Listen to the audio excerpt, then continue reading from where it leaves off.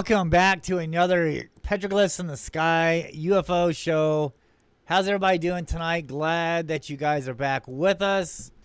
We had some technical difficulties yesterday, but I think we got all the gremlins put in their cages for today's show.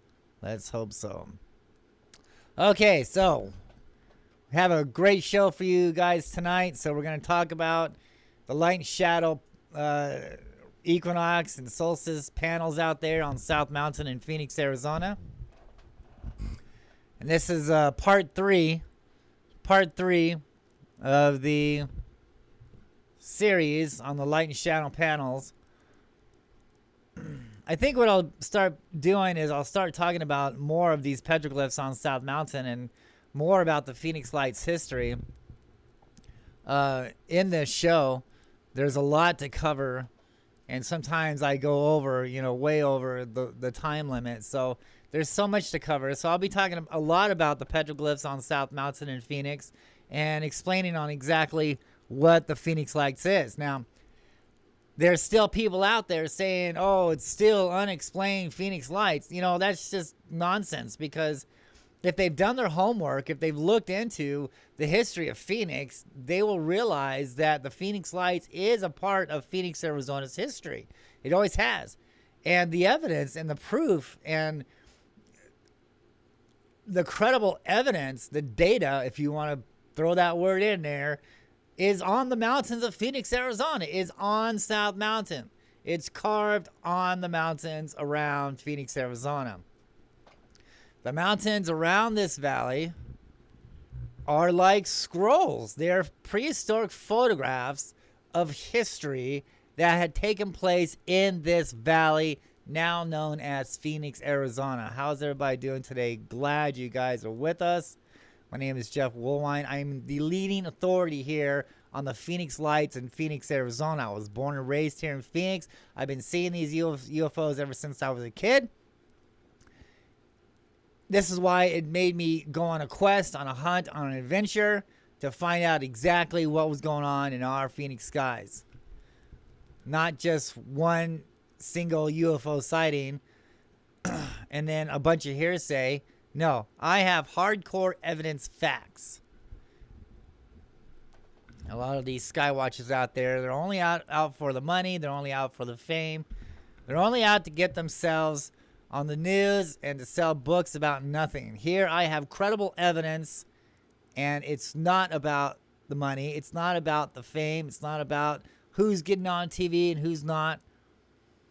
It's about credible evidence that I'm bringing to you. And so glad you guys are here with me to understand what I've discovered over the last 20 years or so doing my investigations on the Phoenix Lights.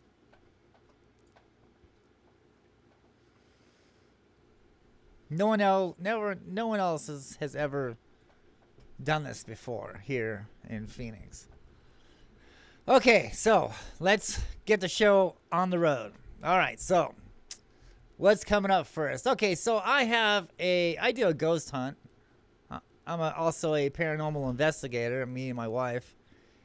And we go to locations and we hunt for ghosts and things like that. So if you're into the paranormal and ghost huntings and things like that, check out my YouTube channel, Haunted Encounter Adventures on YouTube. Make sure you subscribe. Check out my videos. Share the videos. I'm sure that you'll like them. There's a lot of neat stuff that my wife and I has ventured out and investigated. The last one we did was the Blue Mist Motel. Now, that one's a little bit graphic. So if you don't have, if you're like kind of have a weak heart or squeamish to graphic photographs, skip over that part and just move on to the next part, because that's a great show. It's a great show. The next one that we're out doing is called Haunted Cabin in the Woods, or in the Forest. I think that's what I named it, the Forest. So yeah, that's the next episode that I'm working on. That one's pretty cool. You're gonna like this one. Not as graphic as the motel room. So Haunted Encounter Adventures. Check me out on Facebook. Subscribe there. Subscribe to my YouTube channel.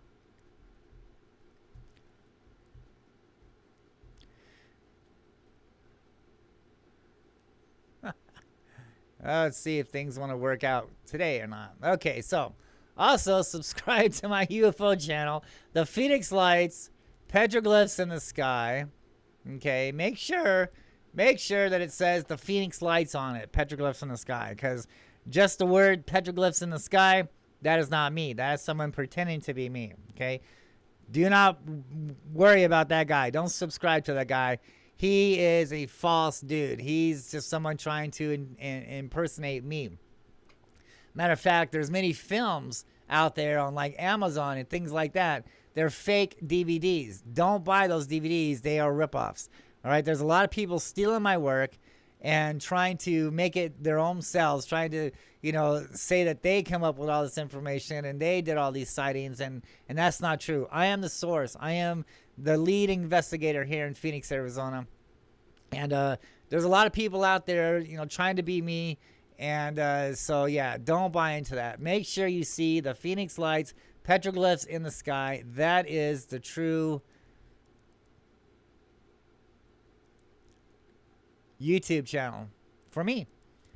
You'll see me. You'll see myself in a cool tombstone cowboy hat. So make sure you see that, and not the guy looking off onto the mountains there. That is not me. All right, so let's move on. The Phoenix Lights, Petroglyphs in the Sky, true landscape for the spirits, true stories, myths, legends, and UFOs over Phoenix. Now, this is my book. It has tons of colors in it. The archaeologist, it's funny too, because the archaeologist, I've dealt with this guy many, many years. I've been on the news with this guy. It's probably the only one in history to bring out an archaeologist, to talk about a city archaeologist, to talk about UFOs and the petroglyphs on the mountains in his area. And I've never seen that before, but I did it. I got this archaeologist out on the news and trying to, explain these petroglyphs. And I'm sorry, this guy's totally wrong. The evidence is there. I brought all this evidence down from the mountain, and I showed the photographs of the tombs. I showed the evidence of the sacrificing altars. I found the evidence of, the giants out there on South Mountain. I brought all this information down from the mountain. And yet this archaeologist, excuse me, this archaeologist, is still denying all this stuff, but the proof is there,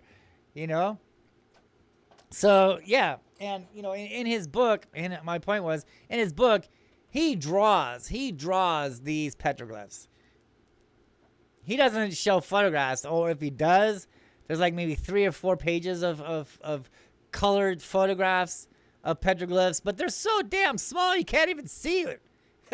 You can't see it. So what he does, he draws in what he wants you to see. For instance, there's a panel out there. I'm sure you've seen it in my last videos. There's a panel out there with a stick figure guy, and he's got an elongated head, much like what we see in the skeletons in Peru and things like that. He's got this elongated head, all right? A carving of a man in Phoenix, Arizona with an elongated head, right? And he's looking up at a UFO barbell, right? So what does the archaeologist do? He draws in what he wants you to see by putting just a regular head on that. Doesn't draw a elongated head. He draws a regular head. Stuff like that. Things like that, especially in his book, he says that petroglyphs are in this one area and they're not. They're a mile away. I mean, this guy is totally misleading. All right. Him and his team went up there 5 years. They only spent 5 years up there, in which I spent 15 years up there. Okay. I tripled his investigation. And yet this archaeologist wants us to believe that there wasn't sacrificing going on up there, that the Mayans wasn't up there, that there's no gold tombs up there, that the petroglyphs are not talking about the Phoenix Lights, the petroglyphs are not talking about UFOs, and that's just crazy. That's nonsense. This is the stuff that I've been running into. This is, the problems that you run into when you're out there seeking the truth. Because for so many years, this stuff has been covered up, has not been told to the public. They don't even say anything about the first park ranger. Oh, you're not even in his book. The archaeologist does not talk about Charles Holbrook, the first park ranger, who many trails are named after him, who there's a lookout tower on South Mountain, a lookout point named Charles Holbrook Lookout, but yet the archaeologist doesn't talk about this? Why? I'll tell you why. Because Charles Holbrook knew about the gold tombs on South Mountain, right? He was there to protect the gold tombs. Duh. Right? How did he learn all this? Not only did he find them, but the Native Americans at that time told Charles, look, there's gold up there, man. There's gold tombs up there, man. Here's what happened to the Hohokam Indians. They told Charles everything. You know, when you find my my YouTube channel, The Phoenix Lights, Petroglyphs in the Sky, you can find a link to my website. And on my website, it's got all that information on Charles Holbrook. And his writings, he calls his writings the lost city of Cibola, the lost city of gold, because he was really convinced that this was part of the lost cities of gold that the Spanish conquistadors was looking for. The archaeologist doesn't even want to admit that the Spanish even came near Phoenix, Arizona. But yet there's a petroglyph panel out there that Charles Holbrook put bars on, saying that the Spanish was here long ago. And when you find my book, when you pick up my book, you see the evidence, you see the physical evidence, you see the things that I've uncovered on South Mountain when it comes to the Spanish conquistadors.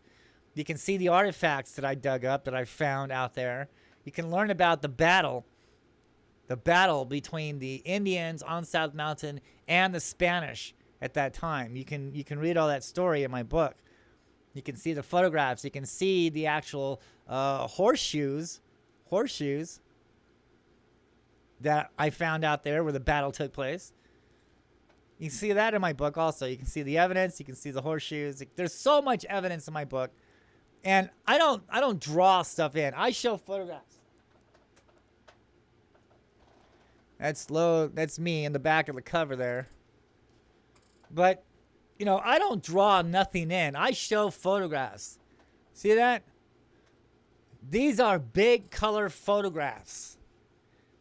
Not of hearsay, not of what I want you to believe. No, that's not what it is at all. Because this story here has always been here and hasn't been told in the last 80 years. And you're only going to hear this from me. No one else has ever dug up this information before. This information has been locked away, tucked away in the Phoenix, Arizona library in a folder for the last 80 years, all right? No wonder nobody knows what the Phoenix Lights is, right? No wonder they don't understand what these beings in the sky are, right? It's because of nonsense like this, because of the evidence has been covered up, has been buried, has been pushed aside in folders, away from the public eye, and jerk out archaeologists who are keeping this information hidden from you. Way before I was a sky watcher, way before I was a UFO investigator, I was an archaeologist. I have been studying archaeology for years. This is one of the reasons why I got into this. You know, not only, you know, did I find the history of Phoenix, I found all this evidence, you know, and then I was seeing the UFOs in the sky. So I can spot something man-made, you know, a mile away. I know what's real. I know what's fake. We're going to kind of go into that here in a little bit. And for me to go out there and take photographic evidence, photographs, bring it down, show it to the archaeologist, and have them say, nope, that's not there. You know what I mean? That's just proof right there that there's a cover up there. Especially when he goes on the news.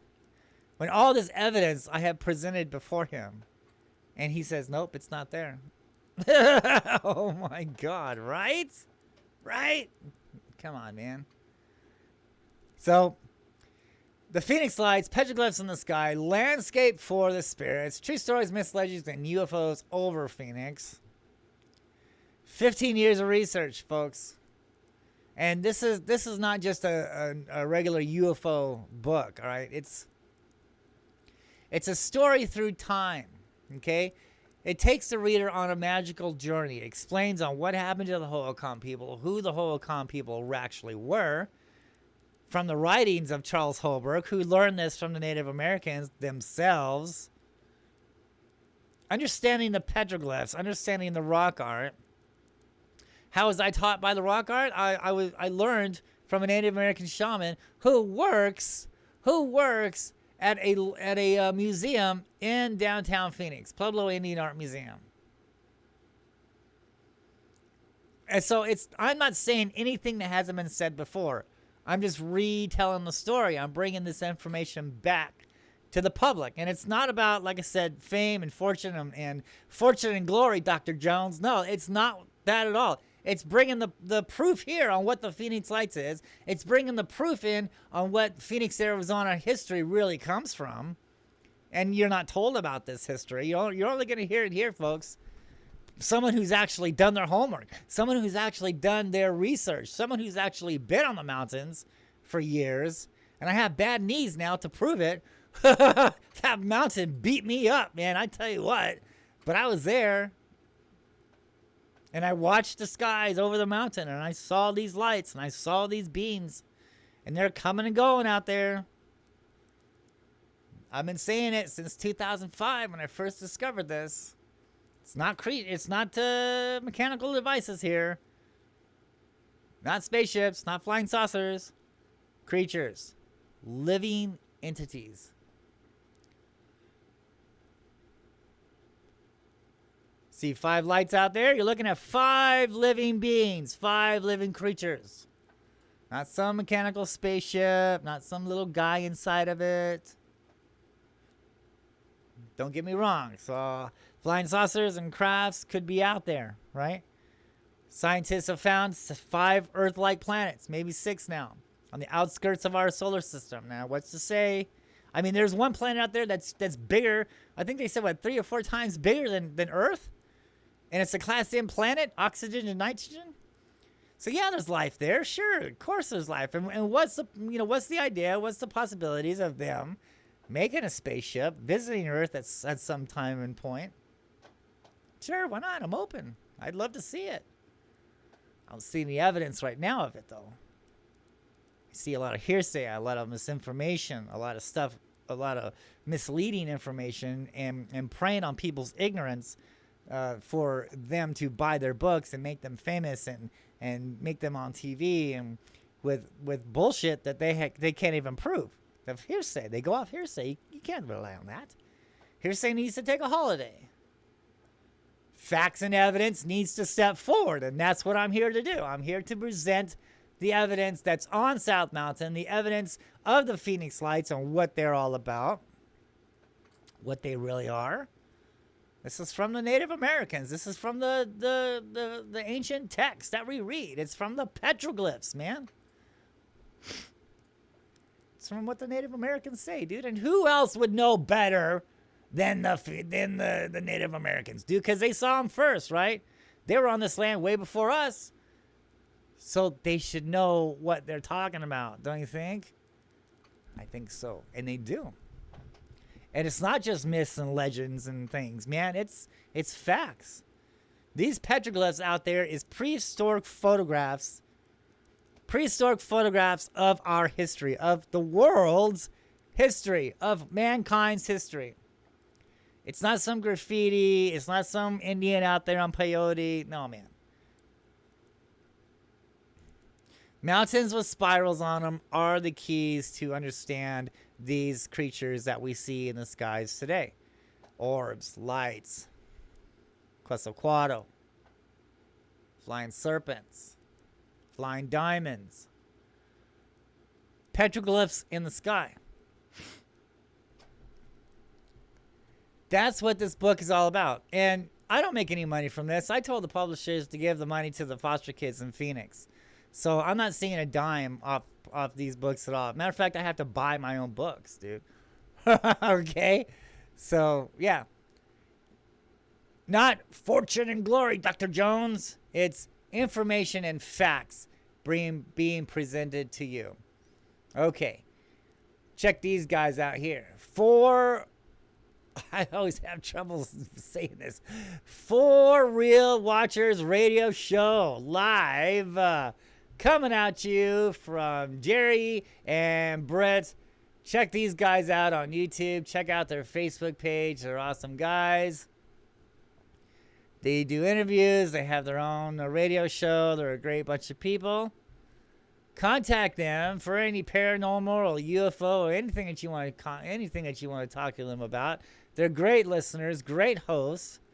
Contact these guys for Real Watchers radio show. I have to say that really slow, because if I say it fast, for real, what? I can't even say it, dude, so I have to do it slow. For Real Watchers radio show. There you go. Contact these guys. They're great people. Tell them Jeff Woolwine sent you. Alrighty then. Alrighty, guys. Yeah. What else do we have in store? Oh, not you. We just talked about you, brother. We just talked about you, too.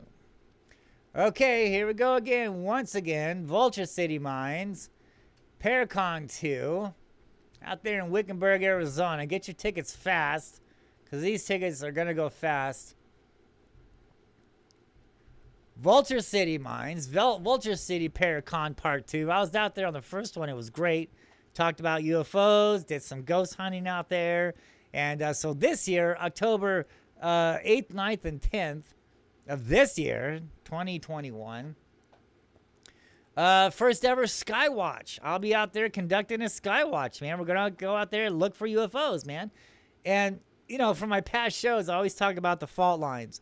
You know, these UFOs, these creatures are here and are attracting from the energy from the fault lines. And so I did my homework on the fault lines here in Arizona. And lo and behold, there's one that goes right through Vulture City Mines, goes right next to it. And so, yeah, you know, there's been reported of the Phoenix Lights out there before, seen strange orbs, seen strange things in the skies out there.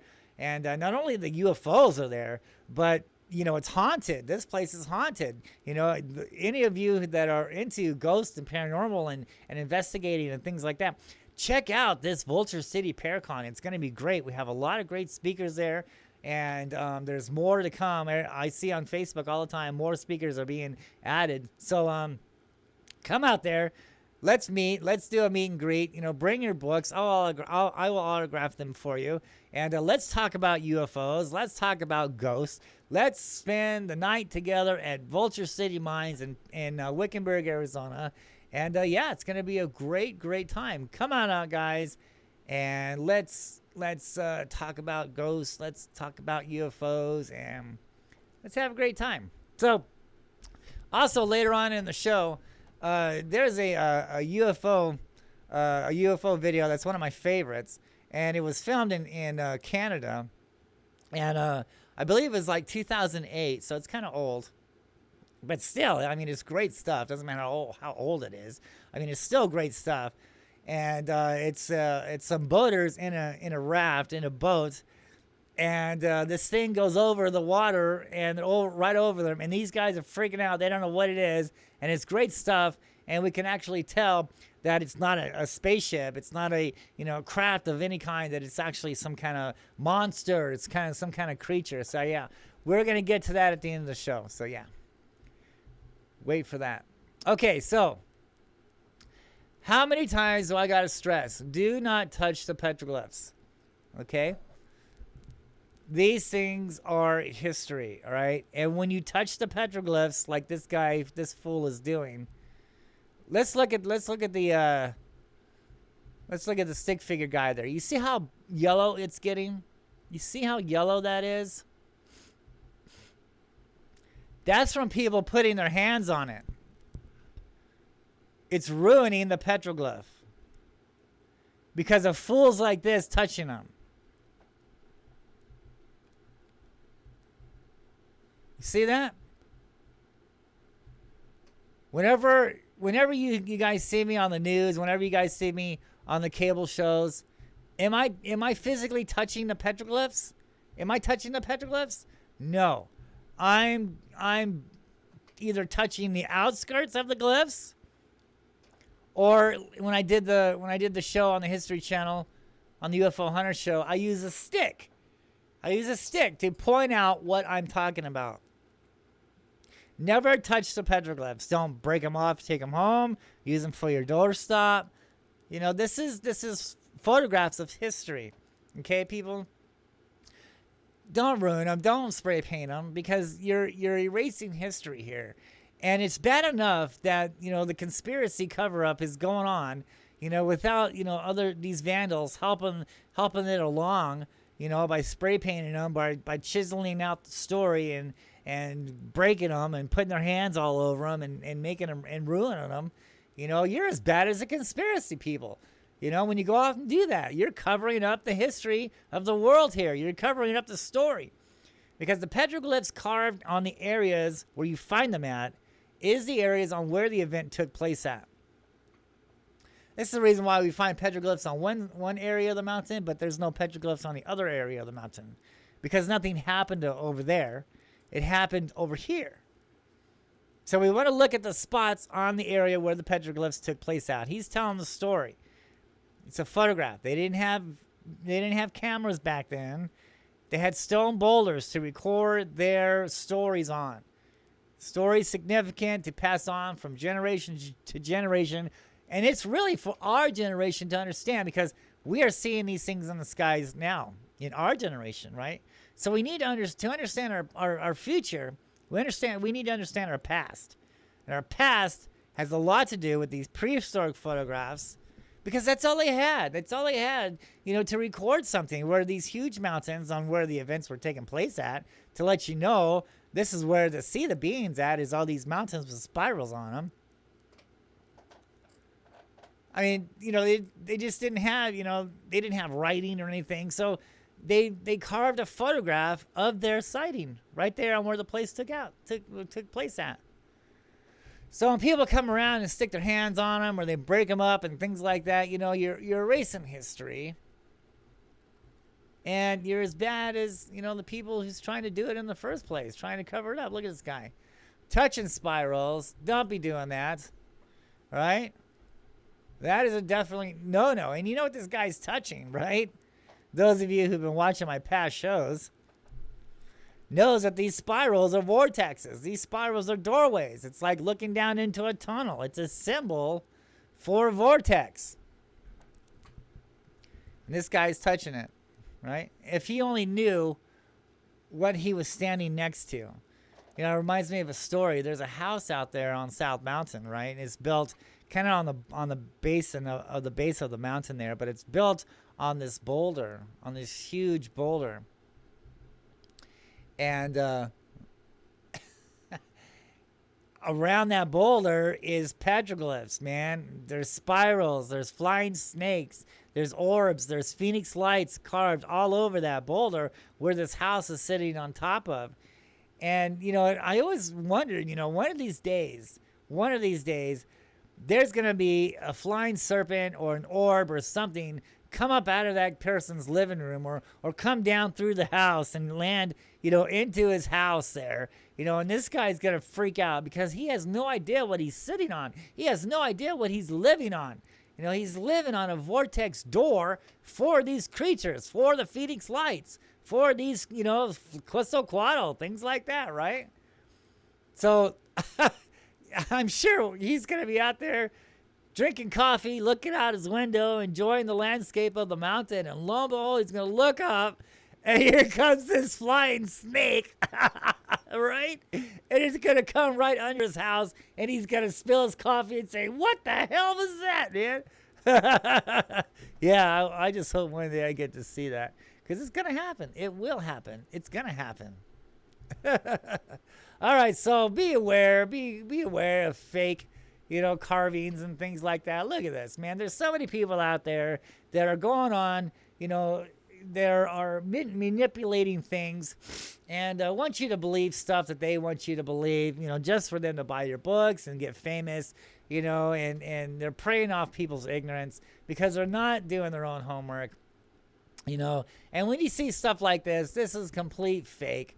This is not real at all. You can actually tell it's been computer generated. So don't buy into this nonsense, okay?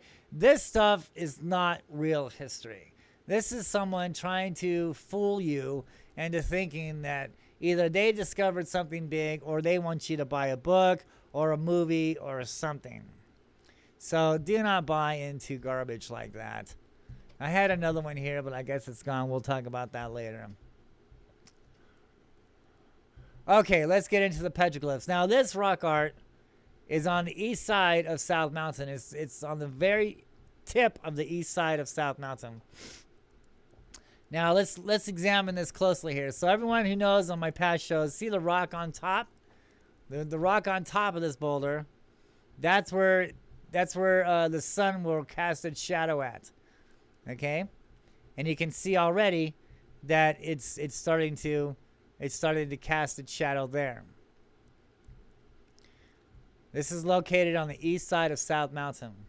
And there is another same photograph of it. Okay, now let's take a closer look at this. All right, so over here on the left, we can see on how the Indians carved out this snake. On the left, they carved out the snake. You see that? They made that a snake. Okay? The archaeologist doesn't talk about this. Hello? You're only going to see this here, right here on this show and in my book. Okay, so on the left, the boulder is shaped to look like a serpent. A snake is coming out of the mountain. Quetzalcoatl, and he's eating the boulder. Okay? Now over here on the right, we have the light and shadow that's taking place during the equinox. It's a morning sunrise. Okay? So yeah, it's almost the afternoon now. It's probably around 12:30. And the boulder is making the formation of a snake. You see this? You see the similarities there? That is a serpent. And it's the exact same serpent that we find over here on the left. Archaeologist does not talk about this. Here's another photograph. This is what I'm talking about. See that? You can really see now, since I pointed it out, to what to look for. You see that snake? He's got a mouth. Look at the serpent there. He's eating the boulder. He's eating a boulder. And it's very hard to see. Now, sometimes these petroglyphs that are carved out there on the mountain, sometimes the sun will bleach out these petroglyphs. And you won't be able to notice them until it's like a cloudy day or the sun's in a different position in the sky. Then the petroglyphs kind of stick out. But there is a man that's carved on that boulder that this serpent is eating. That's my point here. But yeah, the archaeologist does not talk about this, but this is clearly a snake that has been cut, that has been chiseled out. Actually, they placed all these boulders here. These boulders are not natural. These boulders has been placed here. Okay? That takes someone very big, very powerful, don't you think? Possibly a giant. There's evidence of giants out here on South Mountain. This could be one of them here. These boulders are not, natural. They have been stacked here to create this effect and has been carved out to look like a snake coming out of the mountain. Isn't that incredible? And you can totally tell that it's been shaved out. It's been cut out. Look at that. And there's a boulder. He's got his lip there on the boulder. He's getting ready to eat this boulder. I just think that's fascinating. You won't see any of this from anywhere else but here, ladies and gentlemen. I bring the truth to you in photographs. And then you can see another angle of what the snake looks like over here. That rock that's been placed up on top, that's casting the shadow. That's making the shadow snake. See his face there? Looks exactly like the mouth here. That's carved out. The mouth is the exact same thing. Look at that. Isn't that fascinating? There's petroglyphs there. You can see the petroglyphs. Isn't that incredible? That is just fascinating to me.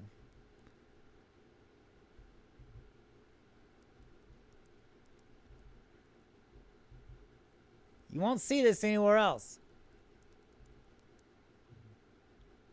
But once you understand it, it sticks out like a sore thumb, doesn't it?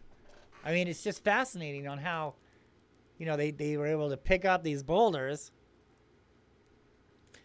chisel them in such a way for the sun to hit it just right to make this serpent mouth. But that's not all. That's not all that happens here. That's just the beginning. That's just the beginning of, that's the start of this light and shadow.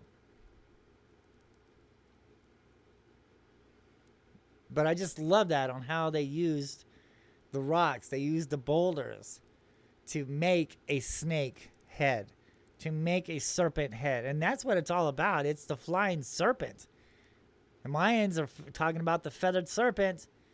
And it's not really, it doesn't really have feathers on him. It's just a way of understanding that that something flies. Okay?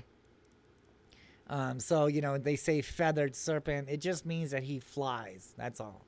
So he doesn't really have feathers on him. He just has the capability of flying. And I can tell you that I've seen Quetzalcoatl many times in the skies of Phoenix, and he's alive and doing quite well, actually.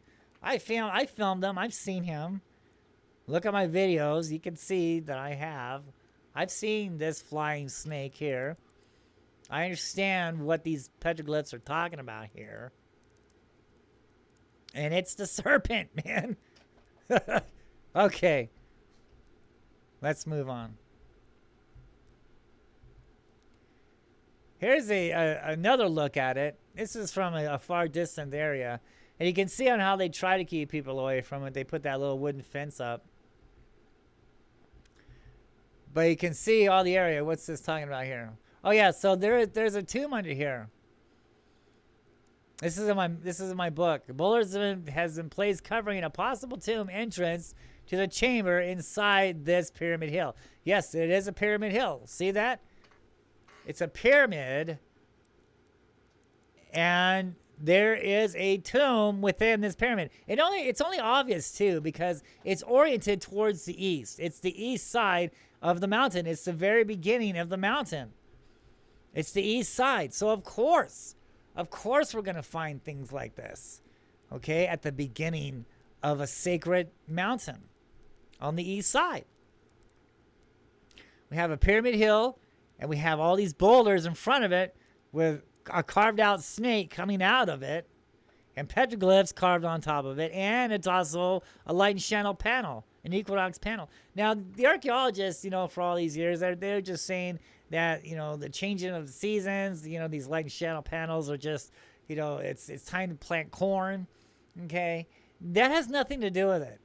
That has nothing to do with all these light and shadow panels around the world, especially like Stonehenge, stuff like that. The sun is aligning up, over those two blocks of stone there, right? That's nothing to do with planting corn. It has everything to do with when these beings will be seen in the sky and when they're not going to be in the sky. Because over the years, that first year I was out there watching South Mountain, 2005, I noticed that these creatures were here on certain months and then gone on certain months. They returned on certain months. The second year, it repeated itself. The third year, it repeated itself. This was the clue. This was the secret. This was the pattern on when to see these phoenix lights, when to see these creatures on the mountain, when they will be there. And it just so happens to be before the equinox, after the equinox, and before the solstice and after the solstice. It has everything to do with the aligning of the sun in the sky with these fault lines or natural energy spots on the ground, such as ley lines and fault lines. It's energy.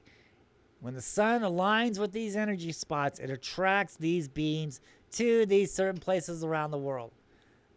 When the sun changes, when the sun moves during the seasons, so do these beings. The beings are gone. They go somewhere else. They're following the sun. The Hohokam people, they were sky watchers. They didn't worship the sun, but they felt the sun was a tyrant god. Okay? And they track the sun to understand when these beings will be returning, when these beings will be back. This is why we have, the snake dance. The Hopis do the snake dance. Things like this, during the seasons. Okay, we have special dances and costume designs and kachinas and things like that, for these, ceremonies on changing of the seasons. It's because of these beings in the sky. It's when they're going to see them. It's when it's time to see them. Now, some of these rock art, some of these petroglyphs, they tell you what to look for. Watching South Mountain, I learned that, there's many different doors. Okay, so the doors are the underworld. That's what the Native Americans say, that these spirals are doorways to the underworld. On a scientific point, on a scientific way of looking at it, these are doors into the fault lines. They're going down into the energy sources. They're going down into that fault line. And so I noticed that there's many spirals, but many different petroglyphs, meanings. Like for instance, like over here we have a spiral and we have a picture of a carving of a flying snake. About 2 miles down the road, 2 miles down from the mountain, we have another spiral, but this time it's a guy looking up at a light or an orb, a phoenix light, or an orb in the sky. About a mile down the road from the mountain, you find more petroglyphs, and now we're finding flying diamonds. And then about another mile down the road, you find guys looking up at crooked snakes in the sky. So I started to understand that they're all doorways, but for different entities, for different creatures. So over here we have the flying serpents. Over here we have the flying diamonds. Over here we have the flying orbs. Over here we have the flying crooked snakes. So we have all these symbols of what was seen in the sky and on all these doorways. So we had many doorways for many different types of creatures. I believe so the diamonds are its own being. The flying serpents are its only being. The phoenix lights are its own being. And that's what the story was telling me here. That's what the evidence was suggesting here. That's what I was noticing. Because there's a huge crack down the side of the mountain, okay? A huge canyon, right? And there's spirals going down that whole canyon. I think I'll talk about that in my next show. I'll show you what I'm talking about in my next show. There's a big canyon down the side of South Mountain. There's spirals all down through the mountain. Now, up on top, there are guys looking up at a flying snake. There's a carving there of a guy's looking up at a flying serpent, all right? And one thing that I found out, and this is something that I kind of learned from the archaeologist's book, and oh, dude, he was actually kind of correct on that. I got to give him credit for this. He says that that some of these petroglyphs has the power to invoke these spirits. So I tried it one day. I was out there on that canyon. My son and I, we stopped. We were right there in the middle of the canyon, halfway up the mountain. Stopped at these petroglyphs across the way on the wall from the panel, from the canyon. Took a rest. And I said, hey, you guys are cool. Why don't you come and see me? Right? 2 days later, I'm getting my son ready for school. I'm on my second story apartment window on my kitchen. I'm overlooking the east side of South Mountain. I can see that canyon where I was just out 2 days before asking them to come see me. Lo and behold, what happens? A serpent comes out of the top where that petroglyph panel was of the two men looking up at a flying snake, came out of that area, went up there about 1,000 feet in the sky, turned around, headed in my direction, and was hovering right over my apartment, right there where I could see him. I'm filming all of this. Trying to get my son ready for school, filming the flying snake, And then by that time, my kids got to go to school. So I was like, screw it, man. I grabbed my camera, grabbed my kid, flew out the door. I met Quetzalcoatl in the sky, in the parking lot. And I set up the tripod, started filming this creature, kid went off to this bus stop, and I swear to God, when you look at this video, this serpent is looking at my kid, looking back at me, looking at my kid. Oh my God, it was freaky, dude. Filming this creature, filming the flying serpent right above my head. He's black and he's red and he's shape-shifting. He's doing a cross. He's doing a snake. He's red. He's black. He's neat. He's unbelievable. He's a creature. He's alive. He's there. And then what happens? 2 airplanes, 2 white Cessna airplanes, who, by the way, is watching for these entities also. Not only do we have these white Cessna airplanes, but we have black helicopters. Yes, ladies and gentlemen, black helicopters. And I have video of this. I have proof of this. And I'll probably show that later on in these Phoenix Lights series episodes. But these 2 white airplanes, man, they're coming in. Right? You can hear them. And that's when the feathered serpent, that's when the Quetzalcoatl, he flips out, man. This snake starts to flip out, and now he's moving. He's getting the hell out of Dodge now because these airplanes are coming. The airplanes know that he's there. They watched him. They know that he was there. And there was a field. There was my parking lot where I was filming him, and then a field. So I grabbed him because he was getting over the apartment complex where he was getting out of sight for me. So I ran as far as I could into that field, and I set up my camera to film him more. And he went across Phoenix, Arizona, and down into another mountains on the north side, probably Piostoa Peak or Camelback Mountain, those of you who are familiar with Phoenix. He went down in that area somewhere. So I took that to the news, right? Because I got photographs of a flying serpent, a petroglyph. And by then, you know, the news has already aired my stuff. You know, this is a new take on the Phoenix Lights. You know, that the Phoenix Lights, you know, were carved by the Hohokam Indians. You know, and the UFOs they were carved by the Indians. You know, on the mountains of Phoenix, and you know, no one has thought of this before. So, you know, they take my video. You know, I had to make a contract. The very first time I dealt with News Channel 3 in Phoenix, I was still worried about, you know, Men in Black, and you're going to steal my tape, you know, because they wanted to examine my tape to make sure that I wasn't hoaxing anything, you know, and so I'm still paranoid, you know, you're going to take my tape, dude. That's the only evidence I have. You're going to take my tape, and you're not going to give it back to me, you know, because you're taking the evidence away from me. So I made them sign a contract. I still have it today, a contract from News Channel 3, KTVK, and Channel 3, Arizona, saying that they have my videotapes, my high 8 videotapes that I filmed these creatures on, so they can analyze them. They took them to a lab. They analyzed it to make sure I wasn't hoaxing these videos, to make sure that they got this crooked snake, you know, and the petroglyphs on the mountain of the exact same sighting. That was it. No one has ever done this before. You know, I successfully matched these carvings to these UFOs in the sky.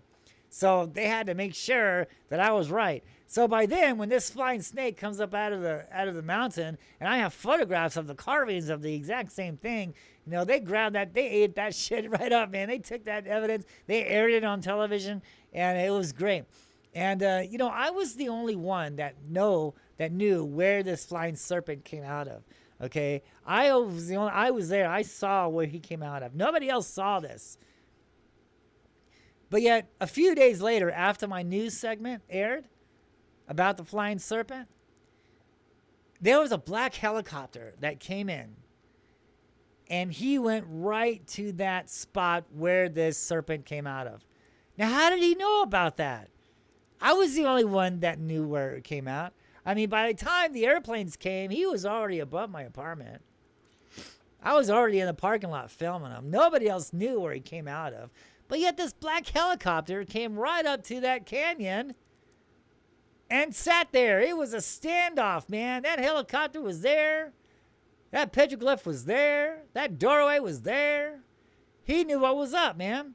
Now, over the years, you know, I've been watching these doorways. I soon realized, you know, doing my investigations and sky watching and mountain and exploring South Mountain and being out on the field, you know, and checking all this stuff out and finding all the doorways, verifying them. You know, I found several doorways that I was watching. And you know what? That helicopter went to all these doorways that I was watching, and then he also went to other doorways that I didn't even know about. So he was helping me out to watch where these UFOs were coming out. And yes, of course, I filmed all this, and it'll be in one of my episodes, one of my upcoming episodes of this show. I'll show you this black helicopter. And so what does he do? He goes to all these doorways, and then he goes right back up to that serpent area. He does it like 3 times, hits all these doorways, goes back to that serpent area, and then on the very last thing that he does, he angles his chopper towards me now. He is aligned with me, and I'm sure if he's got binoculars looking out my window, he sees me out there with my video camera filming his ass. Right? And he's just staring at me, this black helicopter just staring at me. There's a lot of people out there saying, oh, the men in black, they came in and they took my laptop and they took my, they crashed open my door and they took all my evidence and things like that. I'm here to tell you, the government knows what I'm doing. Okay, the black helicopter has been following me around way before I was doing this. My past episodes, I tell you that someone knew that I was coming way before I knew I was coming, and because these helicopters were following me around way before I was doing this type of investigation work. Matter of fact, these Phoenix lights showed me where to go to the mountain in 2004. All right, I followed these lights. I brought this information down from the mountain. Okay, just like what Moses did. I followed this pillar of fire in the sky, and then I brought the information down from this holy mountain. All right, and these helicopters knew about it, man. They were watching me. They didn't know what was going on. And so a lot of these other people are out there saying, dude, they come in and have they ever came in and busted into your... No, man, they don't do that shit. All they do is they watch you. Now, because they're watching the UFOs, now they're watching you to see how far you can get, to see how close you can get.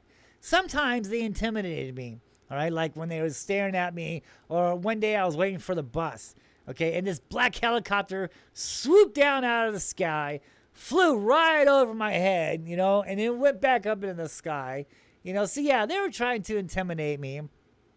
The white airplanes, in 2004, when I'm filming the lights out there on the bleachers of Mesa Community College, they would fly close to me.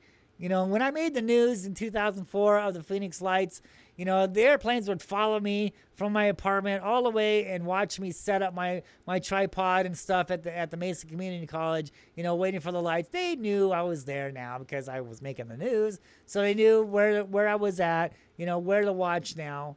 And yeah, they're watching me, and they continue to do that. But have they ever came in and, tried to physically intimidate me, like the men in black? Things like, no. Okay, it's been over 20 years. I have not had any problems with men in black or government or anything like that. Now, if you're going to go in there and mess around with Area 51, okay, or some kind of top secret military base, of course, yeah, they're going to come in there and mess you up, right? Because that's just top secret stuff. You can't go in there and just start filming Area 51 or start videotaping all this stuff and get it into their, you just can't do that. Yeah, they're going to mess with you then. But when it comes to UFOs, you're safe, at least in this country. Some countries, it's illegal to make contact the way I did with these beings in the sky. You cannot do that. You will go to jail in some countries. Luckily, in this country, United States, they don't do that. I made contact with these beings. They made contact with me. But now, and the helicopters and the white airplanes, they know. They've been watching this way before I was watching this. So they know what's up. But now they're watching me now to see how close I get, to see how much information I get, and also to see if one day I get carried away. That's what they're really looking for. That is what they're really worried about. Okay, it's not about, they already know that they're there. They're monitoring on when the shit's going to go down.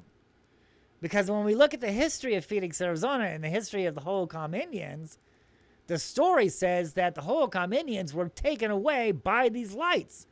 The story says the Hohokam Indians were taken away by these creatures in the sky. So that's what they're really looking for. Now, there's rumors out there. I don't know if this is true or not. There's rumors out there that when the 1997 Phoenix Lights occurred, the president at that time, I can't remember his name, he went into hiding. He went into underground. He hid because the lights were there. I don't know how true that is. I don't know. But in a way, it kind of makes sense because that's what they're really looking for. They know when these beings start picking people up and taking them off into the sky, once again, they know that it's time for the president and all the government people to hide underground because it's going down. The shit's hitting the fan now. It's going down. That's basically what they're waiting for. That's the secret. They're not, they're not interested. They know. They've already monitored them. They know what they are. They understand they're not spaceships. And I can tell you right now that they're never going to come out and have disclosure. That's just bullshit. All right, so all these military planes and Navy people and stuff that you see in the news now, them actually saying that they saw UFOs. Oh, man, my God, they saw that shit back in 2004. Some of these videos are just now coming forward, okay? And all these pilots are recording all this stuff. So the more and more UFOs are coming because the story says that eventually we will need these beings once again to survive. And so they already know that these are not spaceships because now they're saying, well, just because this thing's going, 50 miles an hour or 500 miles an hour, whatever they're saying, it doesn't mean that it's extraterrestrial. Now, that's the key there. I saw it on the news. They're saying, well, it doesn't mean that it's extraterrestrial. It doesn't mean that it's man-made. It doesn't mean that it's our government. It doesn't mean it's somebody else's government. But it also doesn't mean that it's a spaceship also.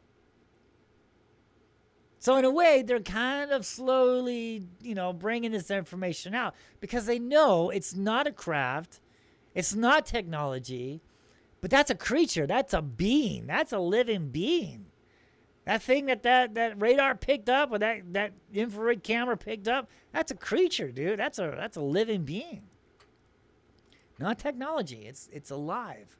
And they know this. And they know the history of these beings because of the Hohokam Indians, for one, and all the other stories that the Earth talks about, and these sacred scrolls, and the petroglyphs, and the stuff that's concealed in these tombs. They know what is about to happen, what's going to happen next. To understand our future, we must understand our past, and that's what the government has done. They have understood the past. They know what the future holds in store. They know that these beings will be in our future. They know the reason why these beings are here. It's not for us. It's not for them to help us, but here for them to conquer us. They need us once again to survive and to worship them. That is what it's all about. Just like it was in the time of the beginning, so shall it be in the time of the end. When there's no food and there's no water, but yet they're going to see these Phoenix lights in the sky. They're going to see these creatures in the sky. One's going to come down. He's going to shapeshift, because that's what the Indians say, right? They're shapeshifters. That's what the petroglyphs say, that they shapeshift. The archaeologist calls them anthropomorphs. And they're going to shapeshift into a man. And they're going to say, look what I can do. I can clean up the air. I can clean up the water. In return, worship me. I am your God. Right? Makes sense to me. That's what it was in the time of the beginning, because when the Hohokam's first got here, they didn't know how to live. So these creatures came up out of the sand world. They came down from the sky. They taught these people the secret ways, the secret incantations, the secret sorcery, in which man was not meant to understand. This is what we're looking at today, right now, what we're looking at here. They taught them how to construct these boulders, how to cut them, how to align them correctly with the sun on the equinox and the solstice. This was a secret back then. This was told not from extraterrestrials, but from interterrestrials. And that's another thing that maybe eventually this so-called disclosure will reveal, is they're not from outer space, they're from inner space. This is their world too. This has always been their world. They are not from another planet. This is their planet. They have always been here. They've been here before man. So when it comes down to this disclosure, oh, they're going to come out and tell us, sure, UFOs are real. But, the next, because all these conspiracies, oh, we're seeing balloons. We're seeing weather balloons. Now we're seeing flares. Now we're seeing trash in the sky, blah, blah, right? And now that's the conspiracy. That's the cover-up. Now, the next cover-up is now you're seeing flying saucers. Now you're seeing extraterrestrial technology. Because that's what people can understand. People can relate to that. That's what they can understand. They understand technology, spaceships, creatures from another world. They understand that. But if you come out and say, no, these things are monsters. These things are creatures. These things are shape-shifting. And they have the capability to go inside a mountain, to hit that fault line, to absorb its energy. And this is the cause of what happened to the first people who dealt with these Phoenix lights. And they came up missing. They are missing from history.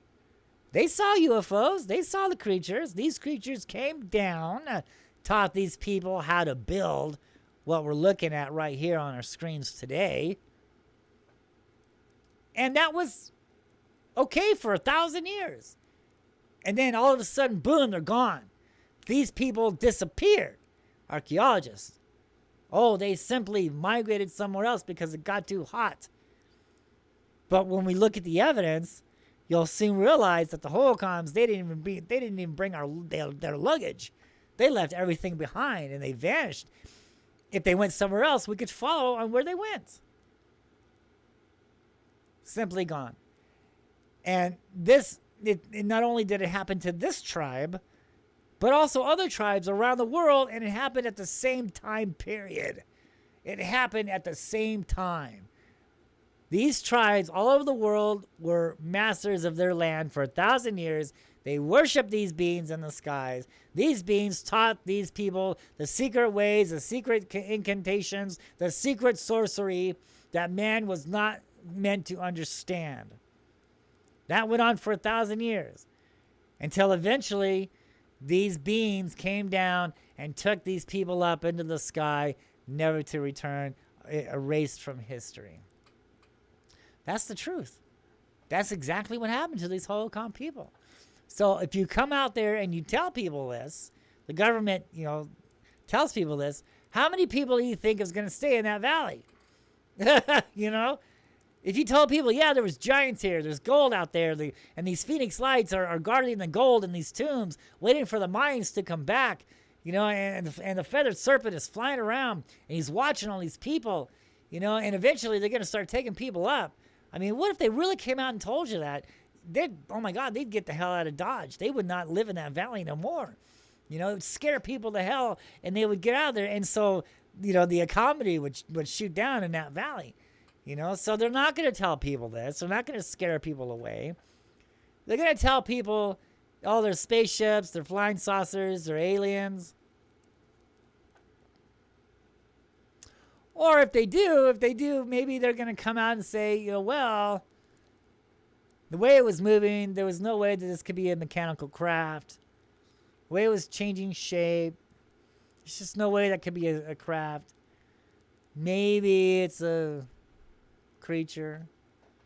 Maybe it's another being, another animal. The archaeologists has discovered new species of life. Not the archaeologists, but the oceanographers has discovered new species of life below the oceans, in which man has no idea what is below the oceans. We never even been able to get to the bottom of some of these oceans. So who knows what kind of fish or creatures are down there. And this is the exact same thing. This is another living being, another living animal that is above the oceans, that has always been here. It's another life form. It's another being. These things are higher than man, so to speak. We thought man was higher than the animals. Well, we are. These things are higher than man. We are more intelligent than the animals. These things are more intelligent than man. And that's the biggest conspiracy of the earth, is that these things are really here. These things are alive. These things have always been with us. They're always here. The Indians have been always saying this the whole damn time. They're going up on the mountain. They're talking to the spirits. That's what these things are. The spirits, right? Creatures. They don't know how to say UFOs. UFOs was invented back then. Spirits. Gods. Right?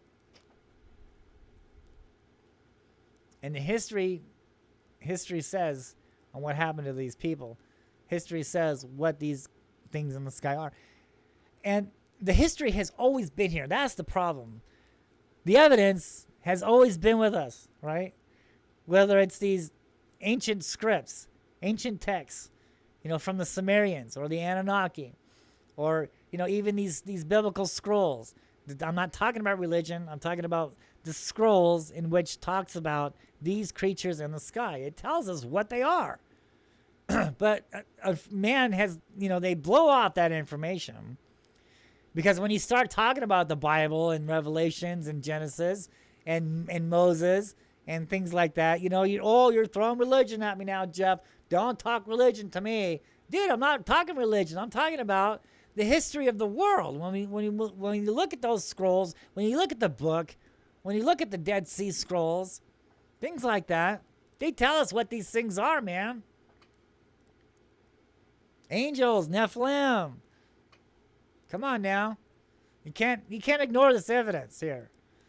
It's really fascinating too, especially when it comes to Genesis 6. When the Nephilim came down and they taught these people the sacred ways, and they brought forth giants, all this crazy shit. Oh my God, that explains the petroglyphs on South Mountain in Phoenix. Mount Hermon wasn't the only mountain that these things were cast down at. There were many mountains on this face of the earth on where these beings were thrown down and thrown down into the bottomless pit and here on earth. It wasn't just Mount Hermon. South Mountain was one of them. The mountains in this valley in this Phoenix, Arizona, are some of the mountains where these things were cast down at. We read these ancient texts.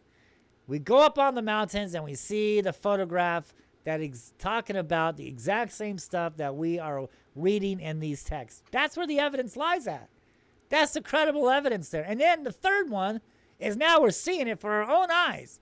Not spaceships, flying snakes, flying orbs, phoenix lights, all this crazy shit, carved on the mountains, written in the text. Indians say, this is what happened to our people. That's where the credibility lies at. Not hearsay. Not stuff that you can't prove. You can't prove any of that other crap. We have to look at the evidence. And the evidence would suggest something completely different. Okay, let's move on. Isn't that neat? So we have a pyramid. You see the pyramid hill. And then we have these boulders in front of it. Now, these aren't the only boulders around this area. There's more boulders with petroglyphs on it. But this is more significant here because it's right there at the entrance to this pyramid. Now, actually, this dirt, it's been, all this dirt that we see now on the ground here, that fence, this is all covered up, all right? This is all buried, all right? All this dirt we see on the floor here, that's not actually the real floor. That has been buried. There's more boulders and more structures under this dirt. And how do I know that? It's because I accidentally found a petroglyph. I think it's in my book. I'm not sure if it's in today's episode or not. But I found a petroglyph, a rock, coming out of the floor, coming out of the dirt. All right? And that's telling me that there's more of the story, that all this dirt, it's been covered up. They threw this dirt. They buried all this stuff. And these boulders are just the beginning. There's more stuff under that floor there. There's more stuff buried under that floor. If we took a jackhoe or a bobcat or something, some kind of shovel, huge mechanical shovel, and started digging stuff up, we'd find more petroglyphs. We'd find more stacked boulders with petroglyphs just like this. This could be the entrance to the tomb of that pyramid that's right behind these boulders here. So there's more under that floor right there. Does the archaeologist talk about this? No. But the evidence is there.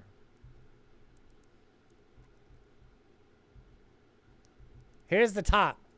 Now we can see on how the top slab is casting that shadow down. You see that?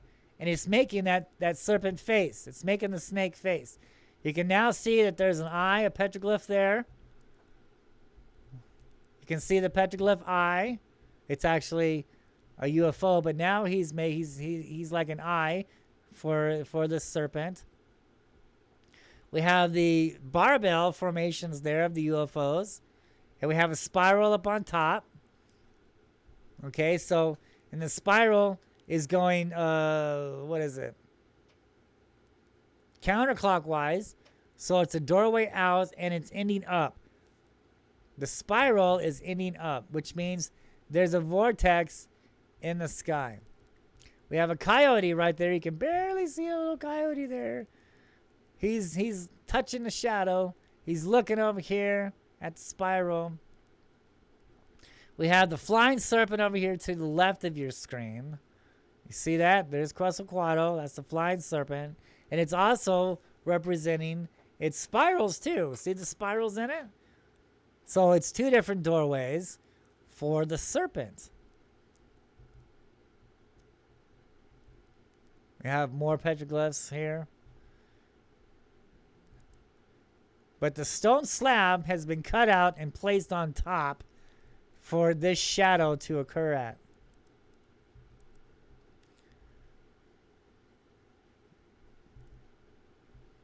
And like I said before, all these boulders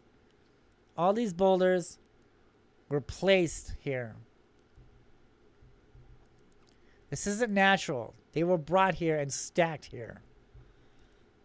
In my opinion, the giants did it. Here we go. Here's more explanation here. Let's look at this a little further here.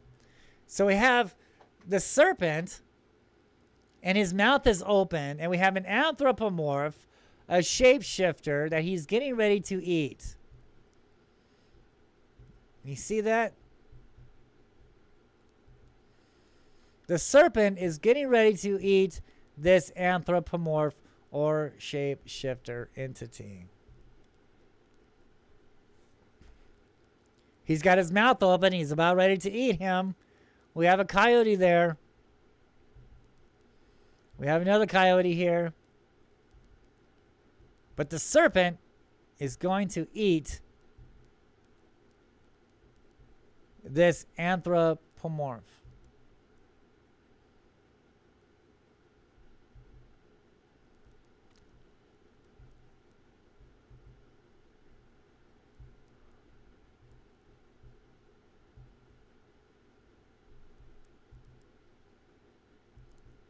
Now, this is time lapse now. Look at this. Look what he's doing. He's now getting closer. The serpent is now getting closer, and he's about ready to chomp on the anthropomorph. He's about ready to eat. The shadow of the snake has now moved, and he's getting closer. He's getting ready to enjoy his lunch. He is opening his mouth. The snake is now going to eat the anthropomorph. He's about an inch away. As the sun moves along the sky, it extends this shadow of the serpent's face, head, if you would, head. So the sun's moving and the snake's coming out. Isn't that neat? The sun's moving, the snake's coming out. He's got his mouth open.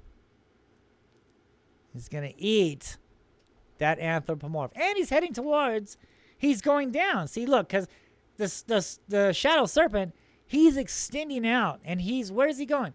he's moving down the side of the boulder, right? Keep that in mind. He's moving down. Where is he going to end up? Where is he going to end up? Now, moving along. The serpent has consumed the anthropomorph, and now he has this sharp angle of a shadow, and he's pointing down here to the bottom. Okay, this is what happens after the serpent eats the anthropomorph.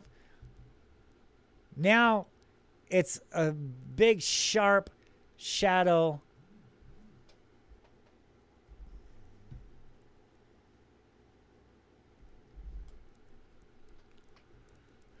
And it's pointing down to the bottom of the rock. This is significant. That it's telling us that is where the doorway is. That is where the emergence point is. He's pointing down under the rock. Meaning either, that could be talking about the entrance to the tomb. It's using that little, that little slice of a shadow. It's pointing. It's going right there. It's specifically pointing right there in that area. And like I said before, these boulders were placed there. They're not natural. They were placed there. So if we remove all those boulders, if we take them out, that could be concealing. Those boulders could be concealing the entrance to the tomb, on which the hill in the background, the pyramid hill, is hiding.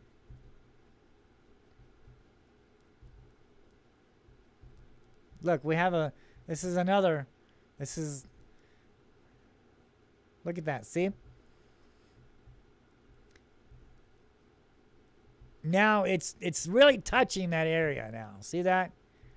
That's not by chance, okay? That is done specifically. That is done for a reason. That is a purpose.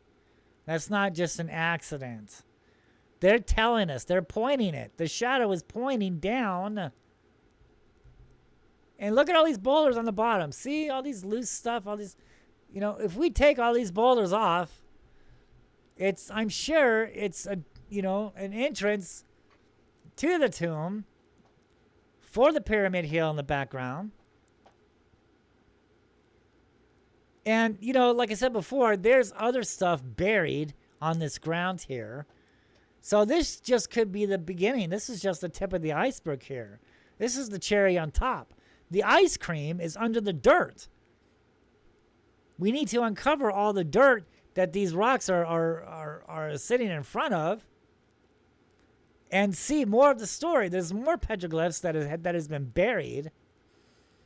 So is the shadow talking about what's underground? What's underneath? Is there more of the shadow's story that has been concealed by dirt, that has been buried? That's a very possibility. I think we need to dig up that dirt. We need to dig it up, man. And I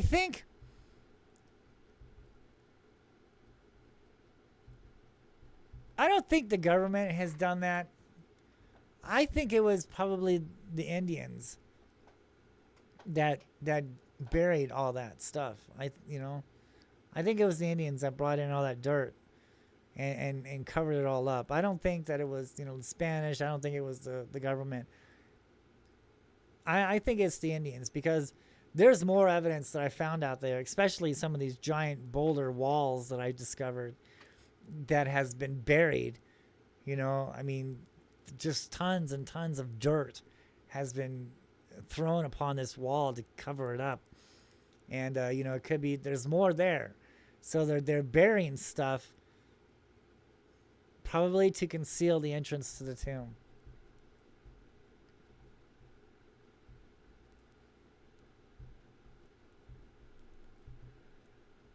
Now, here's another look at it. This is during the solstice, I believe.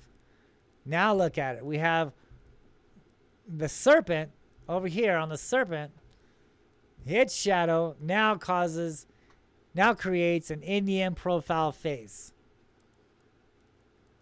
You have the snake over here that we just talked about. And then over here, we have an Indian profile face. Look at the nose, the broad nose. Look at the mouth. Okay, and that's what this serpent is projecting.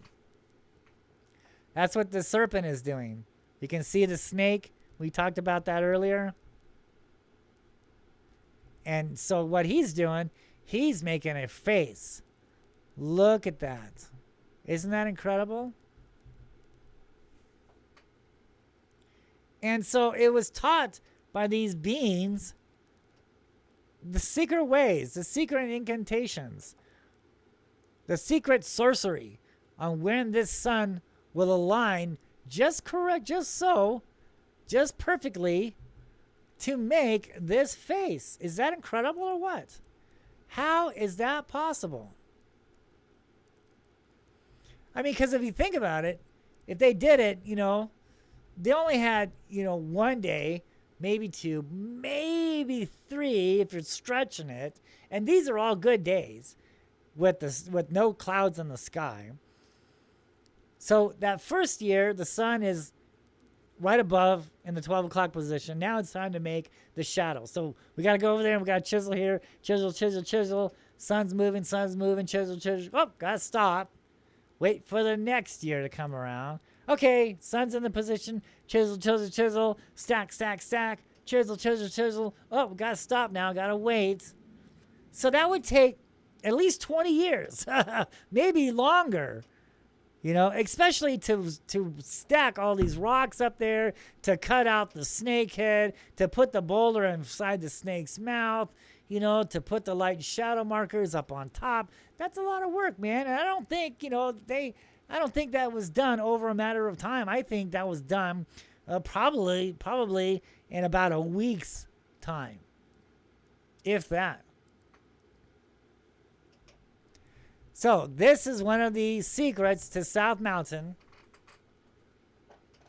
And I really like this panel because I really enjoy the snake. I really enjoyed the carved out snake there. He's like one of my favorites. And he was eating that boulder, right? Just love that. Okay. Now let's talk about this UFO sighting that was filmed. In, what did I say? Colorado? Not Colorado, but Canada in 2008. And, yeah, let's take a look at this creature flying over the boats. Here we go. Dude, you got it on cam? Yeah. UFO sighting. Over the Atlantic? Or over the... This is a UFO Pacific. Over the Pacific Ocean. Right above those buildings there. I love it when people Man, see it's these green. beings for the first time. They just they freak out.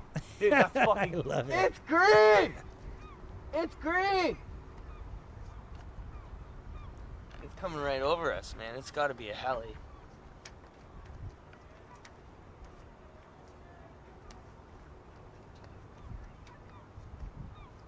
What the fuck?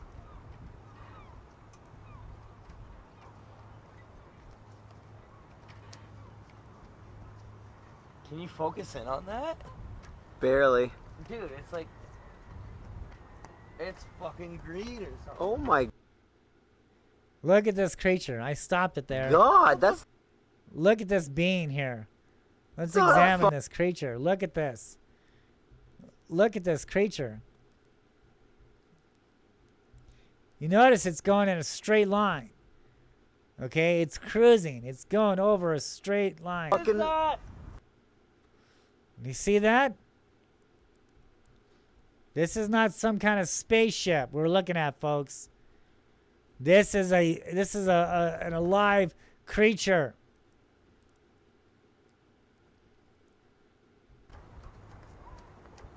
It's not a helicopter, David. Look What at the that. fuck That is is not a that? helicopter, man. Is that I'm looking amazing right or at it. what? Oh my Look at that. That is something. God. Now it's changing shape. Look at it now. Watch it. Here it goes. Here it goes.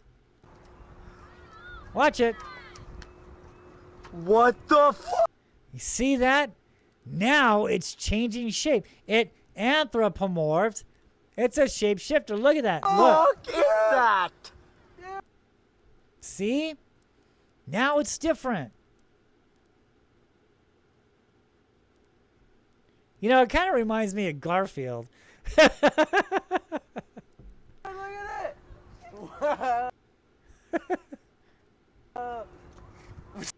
Look at that. That is something. I love this sighting. This is just great Oh video. my god. Look at that creature in the sky. That's what we're dealing with, ladies and gentlemen. Not spaceships. What the? And look at the way it's flying. the See fuck? that? Look, it's going in a straight line. What the It's fuck on a is mission. it? Man. Dude, that's Look, some, like, now look at it. video- Look at it. Look at it. Look at it. Look at it. Look at it. What the hell, dude? Look at that. See that?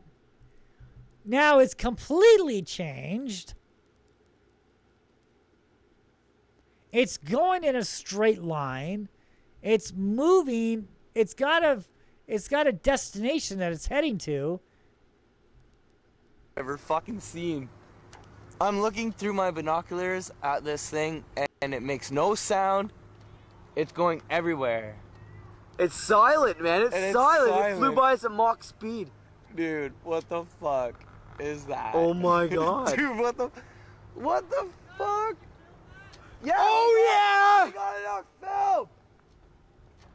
It's heading What the towards that fuck other is that island out shit? there. My I name believe is it Dave comes Horan. down. I don't know what I the believe it goes fuck down. that is, man. I've seen shit like nothing like that. No, it was silent. It was silent. Dude, there it goes. I love it. Fucking I love it god. when people see these I things. still see it with my binoculars. That was was freaking. That almost had a focus of the camera. I got it. Look at that. Let's watch where it goes. Dude, watch what where the it goes, fuck people. was that? You see that Man, what land the out fuck there? was the that? far Oh my back god, there? it looked like Boba Dude, Fett. that blue land out there. Did you see that That's weird? where it's heading. It's heading out there. It's That's- gonna land out there. Boba Fett. Yes, it was. These things are exciting. Cheers to the fucking ETs, man. Extraterrestrials. They're coming, man. They're coming. Hit that Captain Morgan, guys. There's a plane, man. You I just wonder what saw it's gonna do to the something. fucking plane, dude. Now, I think Where'd they it go? zoom It's in gone. on it. It's gone. It And disappeared. they show it It's going gone. down It disappeared. way No out way. there. Dude, it's fucking gone. It disappeared. Oh my god, and a sip of a fucking whiskey. Sip of whiskey and it's gone. See if we can It's down see by it. I those think trees it's out there, man. there I think I somewhere. spotted it on this camera. Where? It went Look at down the one to that hump hill of over the there. fucking mountain there. Down in the trees, and you see it. I don't see it, but Oh, I lost it. No.